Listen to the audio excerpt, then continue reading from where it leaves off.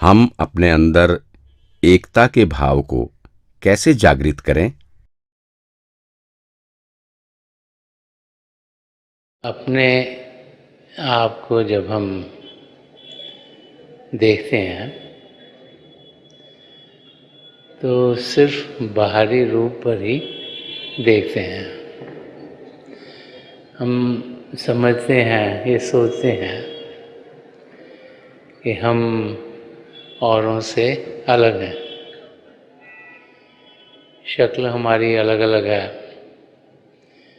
तो जब औरों से मिलते हैं तो लगता है कि वो और हैं और हम उनसे डिफरेंट हैं। तो एकता भाव इंसान के अंदर तब जागृत होता है जब उसको ये अनुभव हो जाता है कि वो औरों से अलग नहीं, सबसे जुड़ा हुआ है। अब पढ़ के और सुन के ये हमारे अंदर ढलता नहीं। हम छोटी सी उम्र से ये सुनते चले आए हैं कि एक पिता परमेश्वर है, हम सब उसी की संतान हैं। और ऐसे शब्द हर एक धर्म ग्रंथ में है। ये हम सुनते चले आए हैं, लेकिन ये हमारे अंदर ढलते नहीं। क्योंकि हम जब जिंदगी जीते हैं तो इस दुनिया जिसमें हम जी रहे हैं उसमें हम सब अपने आप को औरों से अलग देखते हैं। बाहरी रूप से बोलने के तरीके, क्या हमारी समझ है, सोच विचार हैं, ये सब के अलग अलग हैं। हर एक ही चीज़ पे पॉइंट्स ऑफ व्यू भी अलग के डिफरेंट हैं। तो इंसान जब पैदा होता है तो वो सोचना शुरू कर देता है मैं सबसे अलग हूँ। और स्पेशली आजकल के समय में जबकि दुनिया में कंपटीशन बहुत है, एक नौकरी होती है, हज़ारों लोग ढूंढ रहे हैं। तो अपने आप को औरों से बेहतर करना या समझना, ये हम सबके अंदर धंस गया है। तो हम यही सोचते हैं कि हम औरों से अलग हैं। जब तक हमें अंदर से कोई अनुभव नहीं होगा कि हम सबसे अलग नहीं, हम सब एक ही हैं, तब तक एकता के भाव हमारे अंदर जागृत नहीं होंगे। तो अपने आप को अपने अंदर वो अनुभव दिलवाना कि हम सब एक हैं, हम किसी से अलग नहीं, वो ज़िंदगी में तब आता है जबकि हम अपनी ओर को ध्यान देंगे। इस समय हमारा ध्यान मन इंद्रियों के ज़रिए बाहर की दुनिया में जा रहा है। और जितना ज़्यादा ध्यान बाहर की ओर हम करते हैं उतना ही हम औरों को अपने से अलग पाते हैं। तो हमें ध्यान अंदर की ओर करना है। और इसीलिए मेडिटेशन करना, भजन अभ्यास करना, इस पर जोर दिया जाता है कि ये वो तरीका है जिसके ज़रिए जो असलियत है, जो हमारे भीतर है, उससे हम जुड़ पाते हैं। ये वो तरीका है जिसके ज़रिए जो हम सही मायने में हैं उसका अनुभव हम कर पाते हैं। और जब अपने अंदर हम प्रभु की ज्योति के दर्शन करते हैं, प्रभु की ध्वनि को सुनते हैं, जो कि दो जाति रूप हैं पिता परमेश्वर के, तो फिर हमें ये अनुभव होता है कि हम प्रभु के साथ जुड़ सकते हैं, वो हमारे भीतर हैं। और जब वो अनुभव होता है उसके बाद ये रियलाइजेशन होती है कि अगर प्रभु हमारे अंदर है, हमसे जुड़ रहे हैं, तो औरों के भी अंदर हैं। और जो हमारा कनेक्शन पिता परमेश्वर के साथ है वो ही हमारा कनेक्शन सबके साथ भी है। और तब जाकर एकता के भाव हमारे अंदर जागृत होने शुरू होते हैं कि हम सब एक हैं और उस एक ही का हम अनुभव कर सकते हैं। तो ये कोई सुनने की बात नहीं, कोई पढ़ने की बात नहीं, ये अनुभव करने की चीज़ है कि हम अपने अंदर अनुभव करें कि हम प्रभु से एकमत हैं, और वो अनुभव फिर हमें ये यकीन दिलवाएगा कि हम सब के साथ जुड़े हुए हैं, किसी से अलग नहीं, और तभी सही मायने से एकता के भाव हमारे अंदर जागृत हों। भजन अभ्यास के दौरान काल हमें विचलित करने की कोशिश क्यों करता है? काल बड़ी कोशिश करता है कि हम अपनी मंजिल की ओर ना बढ़ें। काल की यही कोशिश होती है कि हम दुनिया की चीज़ों में लगे रहें। तो जब हम भजन अभ्यास के लिए बैठते हैं तो काल जो नहीं चाहता हम अपने आप को जानें, क्योंकि उसे लगता है कि जब हम अपने आप को जान लेंगे तो फिर हमें ये यकीन हो जाएगा कि हम परमात्मा के अंश हैं, तो फिर हमारा प्रेम, हमारे लगाव प्रभु परमेश्वर से बढ़ता चला जाएगा और हम उनके मिलन के लिए तड़पने शुरू हो जाएंगे। एक लगन हमारे अंदर जागृत हो जाएगी पिता परमेश्वर को पाने की। तो काल की कोशिश होती है कि जितनी भी आत्माएं उसके दायरे में है वो उसके दायरे को छोड़ के ना जाएं, उसका दायरा डिप्लीट ना हो। तो वो पूरी कोशिश करता है कि हम उस अवस्था में ना पहुँचें जहाँ हमारी आत्मा का मिलाप परमात्मा से हो सके। तो जैसे ही हम भजन अभ्यास करने के लिए बैठते हैं तो हमें विचार भेज देता है, हमें हमारा ध्यान तोड़ने की कोशिश करता है। तो काल हम पर हावी होने की कोशिश कर सकता है, लेकिन वो भाई बहन जिन्हें किसी पूर्ण महापुरुष से नाम की देन मिली है, जब हमें सिमरन दिया जाता है तो सिमरन एक प्रोटेक्शन है। जब हम सिमरन करते हैं तो कोई भी ताकत जो सचखंड तक जाने वाली ना हो हमें तंग नहीं कर सकती। तो काल अगर हमें थॉट्स के ज़रिए, जो हमें विचार है उसके ज़रिए अगर डिस्ट्रैक्ट नहीं करेगा तो हम ध्यान टिका पाएंगे, अंदर जाएंगे। तो निचले 3 मंडल भी काल के दायरे में है, तो वहाँ भी वो हमें डिस्ट्रैक्ट कर सकता है। तो जब हम सिमरन करते हैं तो कोई भी ताकत जो सचखंड वाली ना हो, क्योंकि काल की ताकत खाली तिसरे दायरे तक है पिंड अंडर ब्रह्मांड में, तो कोई भी ताकत जो सचखंड वाले है वो उस सिमरन के सागे टिक नहीं सकती, हमें आके डिस्टर्ब नहीं कर सकती। इस करके जब भी हम ध्यान टिकाने के लिए बैठे हमें कहा जाता है कि हम सिमरन करें। धुन अभ्यास करने का क्या तरीका है? सन्मत के रास्ते पर 2 किस्म के हम प्रैक्टिसेस करते हैं, एक प्रभु की ज्योति के दर्शन करने के लिए, दूसरी प्रभु की ध्वनि को सुनने के लिए।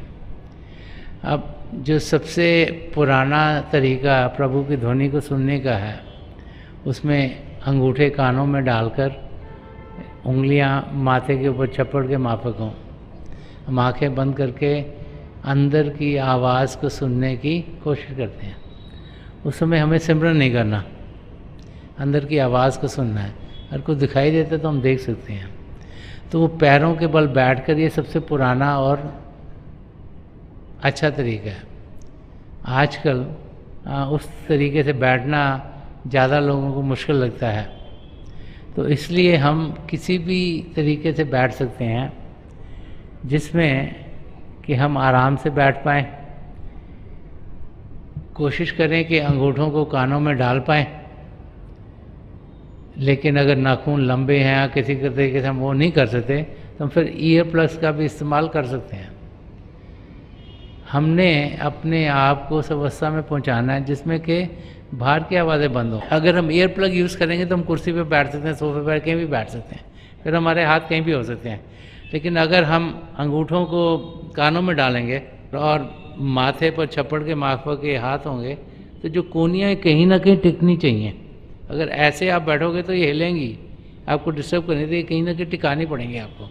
तो या तो आप कुर्सी मेज़ पे बैठो या ज़मीन पे बैठो और घुटनों के ऊपर कोनियों को टिकाओ या किसी चीज़ का सहारा लो जिस पे कोनियाँ टिकी हों। तो इनमें से कोई भी प्रोसेस जो आपको लगे जिसमें आपको तकलीफ़ कम हो रही है बैठने में, वो आपको अपनाना चाहिए। क्योंकि अगर शरीर में तकलीफ़ हो गई किसी भी तरीके से बैठने से, तो फिर हम अभ्यास नहीं कर पाते, फिर हमारा ध्यान टिकता नहीं, क्योंकि हमें कोई ना कुछ चीज़ तंग करती है। तो जो भी कंफर्टेबल पोज हमारे लिए बने उसमें हम बैठ सकते हैं। अगर ईयर प्लग डालेंगे तो फिर हाथ कहीं भी हो सकते हैं, कहीं भी बैठ सकते हो। अगर जो तरीके हैं कि हम बाहर की कोई चीज़ इस्तेमाल नहीं करना चाहते, फिर अंगूठों का इस्तेमाल करना पड़ेगा कानों को बंद करने के लिए। तो जो भी तरीका आपको लगे जिसमें कि आपको तकलीफ़ नहीं होगी, जिसमें आप आराम से बैठ सकते हैं, ज़्यादा देर के लिए बैठे, वो अपनाना चाहिए। और ध्यान सामने रखना चाहिए और आवाज़ को सुनने की कोशिश करनी चाहिए। शुरू में लगेगा आवाज़ जैसे दाईं तरफ से आ रही है, उस तरफ ध्यान मत दें, ध्यान सीधा रखें, तो वही आवाज़ थोड़ी देर में ऐसे घूम के आपको लगेगा कि बीच में से आ रही है और रूह को ऊपर की ओर उठाएगी। तो वो पोज़ अपनाना चाहिए जिसमें हम आराम से बैठ सकें, जिसमें शरीर में तनाव ना हो, जिसमें कोई ऐसे ना लगे कि अब हमें हिलना पड़ रहा है। और ध्यान सामने रखकर सुनने की कोशिश करनी है, इस समय सिमरन नहीं करना। और हम देखेंगे कि हमारे अंदर जब ध्वनि के साथ हम जुड़ते हैं तो हमें एक मस्ती के आलम में वो पहुँचा देगी, और वो बहुत ही मस्त अवस्था है जिसमें हम पहुँच सकते हैं। आधुनिक युग में बच्चों को आत्म अनुभूति यानी सेल्फ रियलाइजेशन कैसे सिखाएं? सबसे अच्छा तरीका बच्चों को समझाने का है कि इंसान अपनी ज़िंदगी को सही करे। जो बच्चे हैं वो बड़े चीज़ें देखकर जहन में अपने डालते हैं। वो जब कुछ देखते हैं उसका उन पर बड़ा असर होता है। तो एक बच्चा जब अपने माँ बाप को देखता है कि वो करते क्या हैं, उसको असर उस किस्म का होता है। तो आजकल के टाइम में चाहे हमें लगे कि कंपटीशन बहुत है, अगर हम अपने बच्चों को ये समझाएंगे कि ज़िंदगी का ध्येय क्या है, और अगर उनको समझ में ये आया कि अपने आप को जानना बहुत ज़रूरी है, सेल्फ रियलाइजेशन करना बहुत ज़रूरी है, अपने आप को आत्मिक रूप में अनुभव करना बहुत ज़रूरी है, तो फिर वो भी उस किस्म की ज़िंदगी जीना शुरू करेंगे। अगर माँ बाप अपने घर में खुद अभ्यास करें, खुद बैठें, तो फिर बच्चों पर भी उसका असर होता है। अगर हम बच्चों को कहें कि तुम अभ्यास करो और उन्होंने कभी हमको अभ्यास करते देखा ना हो, तो फिर वो भी अभ्यास नहीं करेंगे। तो हमें अपनी ज़िंदगी ऐसी बनानी है ताकि हमारे बच्चे हमसे कुछ अच्छी चीज़ें ग्रहण कर सकें। साथ में उनको ये भी समझाना है कि ये जो हमारा रास्ता है ये पॉजिटिव मिस्टिसिज्म का रास्ता है, कि घर गृहस्थी में जीते हुए हम प्रभु को पा सकते हैं। ये ज़रूरी नहीं कि प्रभु को पाने के लिए हम घर गृहस्थी छोड़ें और सबसे अलग हों। तो अपनी ज़िंदगी जीते हुए अपने पैरों पे खड़े होकर अपनी कमाई एक ऑनेस्ट वे से करते हुए जब हम अपनी ज़िंदगी जीते हैं, तो फिर बच्चों पर भी उस किस्म का असर पड़ता है। तो जब हम उन्हें ये समझाएंगे कि हम सबको पढ़ना लिखना है, फिर काम करना है, लेकिन साथ साथ ये ज़रूरी है कि हम समय भजन अभ्यास के लिए निकालें, तो फिर जब हम अपनी ज़िंदगी ऐसे जिएंगे तो हमारे बच्चों पर भी उसका अच्छा असर होगा। तो की ये है कि इंसान अपनी ज़िंदगी ऐसी बनाए जैसी वो चाहता है कि बच्चों की हो, और जब वो देखते हैं कि हमारे माँ बाप क्या कर रहे हैं तो उसका असर उन पर बहुत गहरा होता है। और जब हम इस ज़िंदगी को जीते हुए रोज़ बाकायदगी से जो 10% टाइम है दिन का, जो 2.5 घंटे के करीब है, वो अभ्यास में देते हैं, तो बच्चों को भी शुरू से आदत पड़ती है कि अभ्यास में समय देना ज़रूरी है, और आस्ते आस्ते आस्ते उनकी ज़िंदगी में वो भाव भी आने शुरू हो जाते हैं, ताकि वो अपना ध्यान अंदर की ओर करें। उन्हें भी फिर अंदर की दुनिया के अनुभव होंगे और वो भी अपनी मंजिल की ओर बढ़ने के लायक होंगे। ध्यान अभ्यास में नियमित रूप से समय देने के लिए दिनचर्या को कैसे व्यवस्थित करें? वो लोग सक्सेसफुल होते हैं जो प्लान करते हैं कि हमने अगले दिन में करना क्या। बहुत से लोग तो सुबह उठते हैं और उन्हें ये ख्याल नहीं होता कि आज क्या होगा, तो फिर उनका दिन ऐसे ही गुजर जाता है। कुछ छोटा सा ये काम आ गया, छोटा सा वो आ गया, थोड़ा सा वो आ गया, और शाम को लगता हो हमने ये नहीं कर सके, वो भी करना था, वो भी करना था, वो भी नहीं हो सका। सो बहुत अच्छा होता है कि हम प्लान कर सकें कि हमने दिन में क्या करना है। सबसे ज़रूरी चीज़ें जब हम प्लान करते हैं तो हम लिस्ट बनाते हैं, ये भी करना है, ये भी करना है, ये भी करना है। तो फिर हम उसको प्रायोरिटी देते हैं कि हमने ये 10 काम करने से सबसे ज़रूरी कौन सा है, उसको सबसे पहले करें। जो नेक्स्ट ज़रूरी है उसको नेक्स्ट करें, जो नेक्स्ट है उसको नेक्स्ट करें, ताकि जो ज़्यादा ज़रूरी काम हमको लग रहे हैं वो तो दिन में हो जाए। तो सबसे ज़रूरी काम इंसान का क्या है? जिस ध्येय से प्रभु ने हमें यहाँ भेजा है उसको पूरा करना। वो ध्येय क्या है कि हम पिता परमेश्वर की जानकारी पाएँ और फिर उनसे मिलें। अगर उन्हें जानेंगे नहीं, पहचानेंगे नहीं, तो मिलने का तो सवाल ही पैदा नहीं होता। तो प्रभु को जानने के लिए हमें अभ्यास करना है, उसको पाने के लिए, से बातचीत करने के लिए हमें अंदर की दुनिया में जाना है। तो ये सबसे ज़रूरी काम है। तो जब आप अगर ये प्लान करोगे कि अगले दिन में करना क्या है, तो इसको सबसे पहली प्रायोरिटी देनी चाहिए।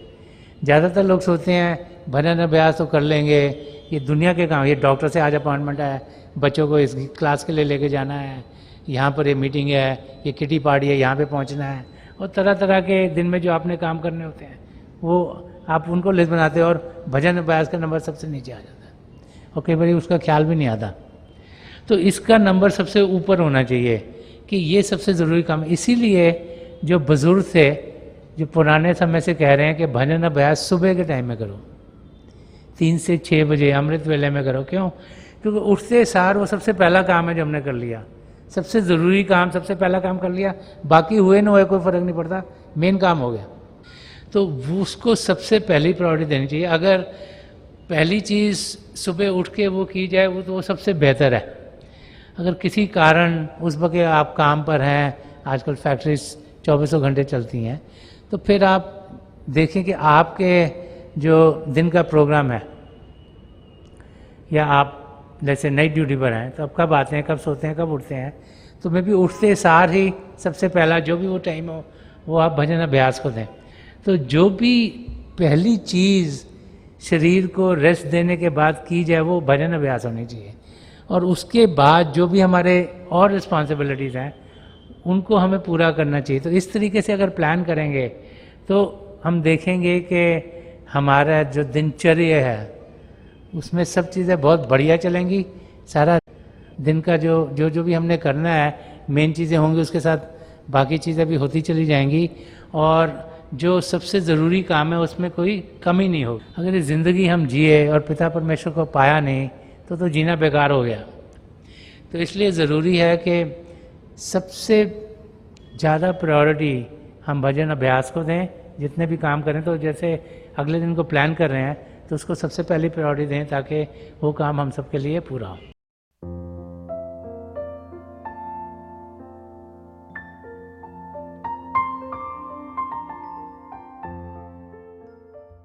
तो थोड़ी देर के लिए हम सब अभ्यास के लिए बैठ जाएं। आप जहाँ भी बैठे आराम से बैठेगा, अपनी आंखें बंद कर लीजिएगा। ये जो आई बॉल्स हैं आँखों के डेले सीधे सामने और नीचे जैसे 8-10 इंच आपके सामने फोकस हो। तो आंखें बंद करते ही वो भाई बहन जिन्हें नाम की देन मिली है आप सिमरन कीजिएगा, और वो भाई बहन जो यहाँ नए हैं आप पिता परमेश्वर के किसी भी जाति नाम का जाप कर सकते हैं। जाप मन ही मन करना, ऊंचा नहीं दोहराना। आपके सामने रोशनी खुलनी शुरू हो जाएगी। शुरू में हो सकता है रोशनी के चिन्ह हो, रोशनियाँ टिकी हुई हों, रोशनियाँ किसी भी रंग की हो सकती हैं, लाल, पीला, नीला, हरा, संतरी, सफ़ेद, कोई भी रंग हो। जो कुछ भी दिखता है उसके बीच में देखिएगा और बहुत से नज़ारे आपको देखने में मिलेंगे। मेरी प्रभु के चरण कमलों में जो पिछली सेंचुरी के महापुरुष हुए हजूर बाबा सावन सिंह जी महाराज, परम संत कृपाल सिंह जी महाराज, दयाल पुरुष दर्शन सिंह जी महाराज के चरण कमलों में यही प्रार्थना है कि जो जो हम सबके लिए बेहतर हो वही हमारी ज़िंदगी में ढले। इन महापुरुषों की इतनी दया में रहो कि हम सब के साथ जुड़ें और अपने भीतर प्रभु की ज्योत के दर्शन कर पाएँ। थोड़ी देर में मैं आपको इस बैठक से उठाऊँगा और मेरी शुभकामनाएं आप सबके साथ हैं।